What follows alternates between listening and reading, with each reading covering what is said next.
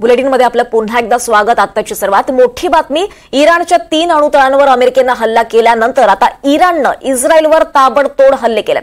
इस्रायलच्या तेल अवीव शहरावर इराणने क्षेपणास्त्र टाकलेत। इराणने इस्रायलवर 30 क्षेपणास्त्र डागल्याची माहिती मिळते आहे। अमेरिकेच्या हल्ल्यानंतर इराणने आता आक्रमक मोर्चा इस्रायलकडे वळवलाय। इराणने हल्ल्यासाठी अमेरिका आणि इस्रायलला जबाबदार ठरवत यूएनला पत्र पाठवले।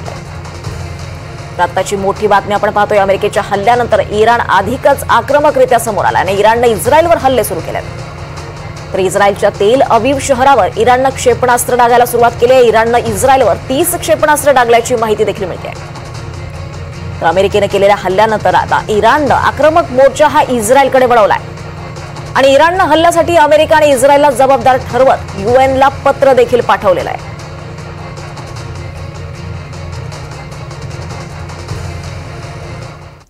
दरम्यान इराण आणि इस्रायलच्या युद्धात आता अमेरिकेने देखील उडी घेतली आहे। अमेरिकेने इराणच्या 3 आण्विक तळांवर हल्ला चढवलाय। इराणच्या आण्विक तळांवर हल्ला करत अमेरिकेने फोर्डो, नतांज, इस्फाहन ही अणुतळ उद्ध्वस्त केलेत। इराणवरील हल्ल्यात अमेरिकेने B2 बॉम्बचा देखील हल्ला केलाय। या दरम्यान इराणवरील हल्ल्यानंतर डोनाल्ड ट्रम्प आणि इस्रायलचे पंतप्रधान नेत्यानाहू यांनी संबोधित केलं। इराणने हल्ले थांबवावे आणि शांतीचा मार्ग स्वीकारावा असं आवाहन डोनाल्ड ट्रम्प यांनी केलंय। शिवाय जर इराण थांबला नाही तर पुन्हा हल्ला करू असं सुद्धा ट्रम्प म्हणाले। आणि त्यामुळे आता अमेरिकेच्या एंट्रीनंतर आता हे युद्ध नेमकं कुठल्या दिशेने जाणार हे पाहणं महत्त्वाचं ठरणार आहे।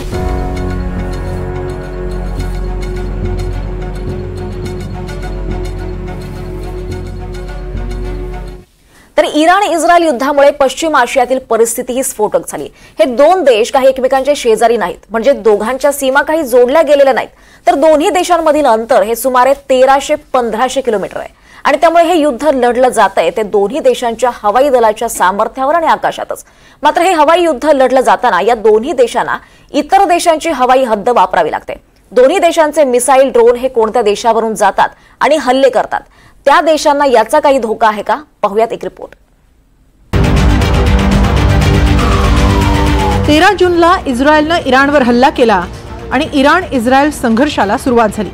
13 आणि 14 जूनच्या मध्यरात्री इस्रायलच्या 200 विमानांनी उड्डाण केलं आणि इराणवर सुमारे 100 बॉम्ब डागले। या व्यतिरिक्त मोसादनेही आधीच तयारी करून काही ड्रोन इराणमध्ये लपवून ठेवले होते आणि नंतर रिमोटनं इराणवर ड्रोन हल्ले करवले। आता आठवडाभरानंतर हा संघर्ष संपूर्ण युद्धात परावर्तित झालाय, कारण दोन्हीकडून जोरदार हल्ले होत आहेत, तेही हवाई हल्ल्यांवर अधिक भर आहे। इराणकडूनही इस्रायलला बॅलिस्टिक मिसाईल डागून मोठं प्रत्युत्तर देण्यात आलं। मात्र हे हल्ले होत असताना दोघांनाही हवाई क्षेत्राचा अधिक वापर करावा लागतोय, कारण दोन्ही देश एकमेकांपासून सुमारे 1300 ते 1500 किलोमीटर दूर आहेत। त्यामुळे दोन्ही देशांदरम्यान येणाऱ्या इतर देशांच्या हवाई हद्दीवरूनच सध्या या देशांमध्ये हे युद्ध लढलं जातंय। दोन्ही देशांकडे लांब आणि मध्यम पल्ल्यावर मारा करणारी यंत्रणा आहे। या दोन्ही देशांमध्ये इराक, सिरिया, जॉर्डन, लेबनॉन यांच्या हवाई हद्दीचा समावेश होतो। या देशांची हवाई सीमा ओलांडूनच इराणचे मिसाईल्स इस्रायलवर हल्ला करतात। इराणने आतापर्यंत इस्रायलवर सुमारे 370 बॅलिस्टिक मिसाईल्सनं हल्ला केलाय। यात लांब पल्ल्याच्या मिसाईल्सचाही समावेश आहे। जर इराणने मॅक 5च्या वेगाचे बॅलिस्टिक मिसाईल्स वापरले तर इस्रायलपर्यंत ते 12 मिनिटांत पोहोचतात, तर काही मिसाईल्स अगदी 6 ते 7 मिनिटांत इस्रायलपर्यंत पोहोचतात। या दरम्यान इस्रायलने इराणच्या हवाई हद्दीवर नियंत्रण मिळवल्याचा दावा केला असला तरी इस्रायलला या देशांवरूनच जावं लागतंय। इराणची राजधानी तेहरानमध्ये इस्रायलचा बॉम्ब वर्षाव झाला। 60 फायटर जेट्सच्या माध्यमातून तेहरानवर हल्ला करण्यात आलाय।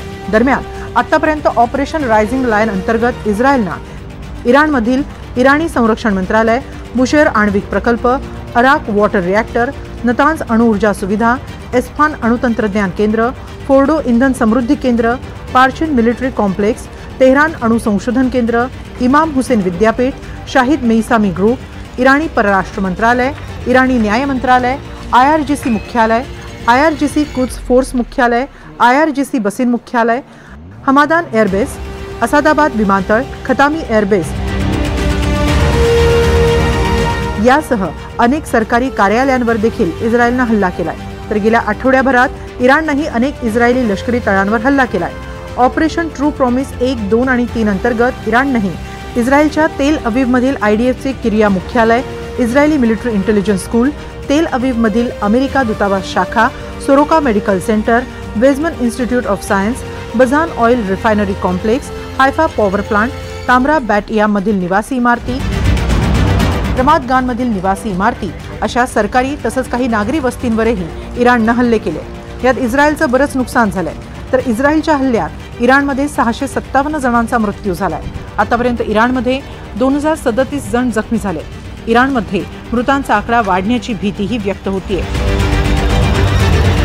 Bureau report, NDTV Marathi.